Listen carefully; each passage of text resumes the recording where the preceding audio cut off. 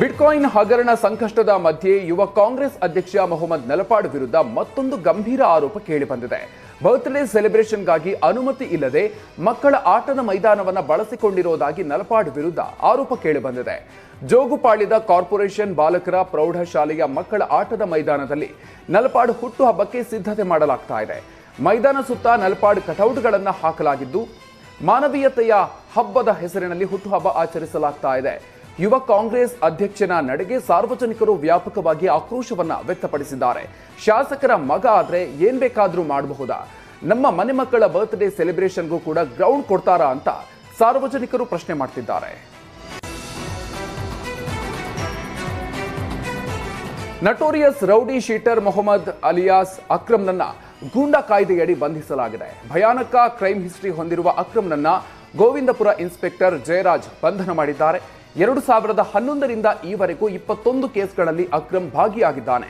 ಕೊಲೆ ಯತ್ನ, ಸುಲಿಗೆ, ಕಳವು, ದರೋಡೆ, ಸಾಕ್ಷಿಗಳಿಗೆ ಬೆದರಿಕೆ ಸೇರಿದಂತೆ ಹಲವು ಗಂಭೀರ ಪ್ರಕರಣಗಳಲ್ಲಿ ಅಕ್ರಮ್ ಭಾಗಿಯಾಗಿದ್ದಾನೆ. ಹಲವು ಕೇಸ್ಗಳಲ್ಲಿ ಅರೆಸ್ಟ್ ಆಗಿ ಜೈಲು ಸೇರಿದ್ದ ಅಕ್ರಮ್ ಜೈಲಿನಿಂದ ವಾಪಸ್ ಬಂದ ಬಳಿಕವೂ 6 ಪ್ರಕರಣಗಳಲ್ಲಿ ಭಾಗಿಯಾಗಿದ್ದ. ತಲೆಮರೆಸಿಕೊಂಡಿದ್ದ ಅಕ್ರಮ್ ಬಂಧನಕ್ಕೆ ವಾರೆಂಟ್ ಜಾರಿಯಾಗಿತ್ತು.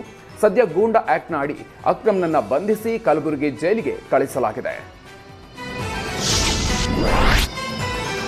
ರಾಜ್ಯದ 2ನೇ ಅತಿದೊಡ್ಡ ಪಾಲಿಕೆ ಧಾರವಾಡ ಮಹಾನಗರ ಪಾಲಿಕೆಗೆ ಅನುದಾನ ನೀಡದೆ ಸರ್ಕಾರ ನಿರ್ಲಕ್ಷ್ಯ ತೋರ್ತಾ ಇರುವ ಆರೋಪ ಕೇಳಿಬಂದಿದೆ.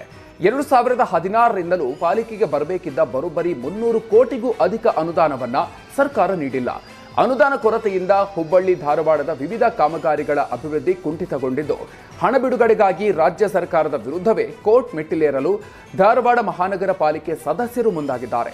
300 ಕೋಟಿಗೂ ಅಧಿಕ ಅನುದಾನ ಬಿಡುಗಡೆ ಮಾಡುವವರೆಗೂ ಕಾನೂನು ಹೋರಾಟ ನಡೆಸುವುದಾಗಿ ಪಾಲಿಕೆ ಸದಸ್ಯರು ಎಚ್ಚರಿಕೆ ನೀಡಿದ್ದಾರೆ. ಬೆಂಗಳೂರಿನ ಸಂಚಾರಿ ನಾಡಿ ಬಿಎಂಟಿಸಿಗೆ ಮತ್ತೆ ಜಾಹೀರಾತು ಭೂತ ಆವರಿಸಿಕೊಂಡಿದೆ. ಬಿಎಂಟಿಸಿಯ 3000 ಬಸ್ಗಳಿಗೆ ಜಾಹೀರಾತು ಸ್ಟಿಕ್ಕರ್ಗಳನ್ನು ಅಳವಡಿಸಲಾಗಿದೆ.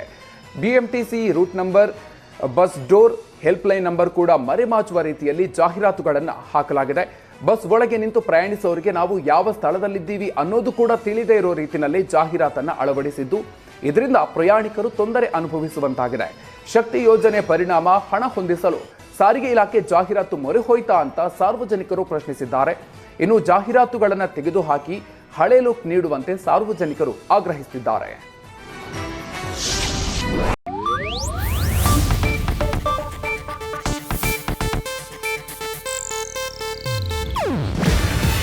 ಇದು ಏಷ್ಯಾನೆಟ್ ನ್ಯೂಸ್ ನೆಟ್ವರ್ಕ್ ಪ್ರಸ್ತುತಿ.